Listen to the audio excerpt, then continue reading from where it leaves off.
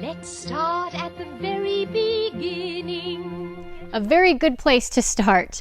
Bad weather delayed the very first presidential inauguration for General George Washington. It was unseasonably cold and snowy, and members of the First Federal Congress couldn't make it to New York City in time. So instead of the first Wednesday in March, George Washington took the oath of office on April 30th, 1789. By the way, he gave the shortest inaugural speech ever during his second inauguration.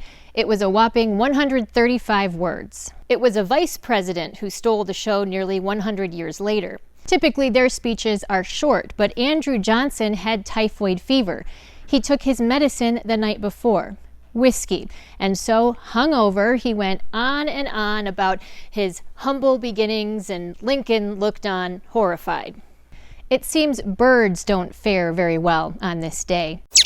Ulysses S. Grant decided he wanted canaries for his ceremony, but it was colder than expected at 4 degrees Fahrenheit, and about 100 of the birds froze to death. But the peace that comes with healing in its wings. Richard Nixon was worried about pigeons ruining his day and had workers spray a chemical bird repellent along the parade route. Well, dead pigeons ended up lining the streets. You may remember that Barack Obama's first inauguration actually happened twice, technically. I will execute faithfully the office of President of the United States. President of the United States faithfully.